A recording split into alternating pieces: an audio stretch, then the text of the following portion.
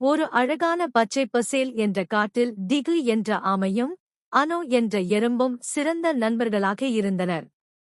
ஆமைகள் பொதுவாக மெதுவாக நடக்கும், ஆனால் டிகு தினமும் வேகமாக நடக்க பயிற்சி செய்யும். எறும்பு அனு மிகவும் சிறியது, ஆனால் புத்திசாலி.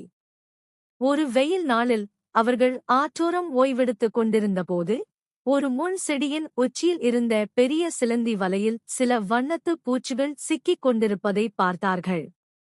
அந்த வண்ணத்து பூச்சிகள் உதவி கேட்டு அழுது கொண்டிருந்தன.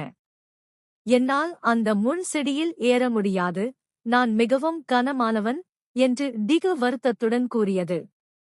நான் மிகச் சிறியவள், என்னால் மட்டும் அவர்களை காப்பாற்ற முடியாது என்றது அனு. ஆனால் அப்போது அனுவுக்கு ஒரு யோசனை தோன்றியது. டிகு, உன்னிடம் ஒரு வலிமையான ஓடு இருக்கிறது. முட்கள் உன்னை ஒன்றும் செய்யாது.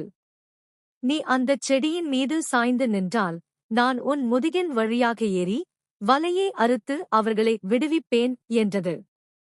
டிகு தைரியமாக அந்த முள் செடிக்குள் நுழைந்தது.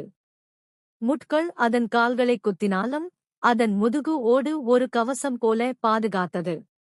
அனு கடகடவென டிகுவின் ஓட்டின் மீது ஏறி தன் சிறிய பற்களால் சிலந்தி வலையின் நூல்களை ஒவ்வொன்றாக அறுத்தாள். இதோ வண்ணத்துப் பூச்சிகள் ஒவ்வொன்றாக வானத்தில் பறக்கத் தொடங்கின. வண்ணத்துப் பூச்சிகள் அவர்கள் இருவரையும் சுற்றிப் பறந்து நன்றி கூறின. நன்றி டிகு, நன்றி அனு. எங்களைக் காப்பாற்றியதற்கு மிக்க நன்றி என்று மகிழ்ச்சியுடன் கூறின. டிகு சிரித்தது.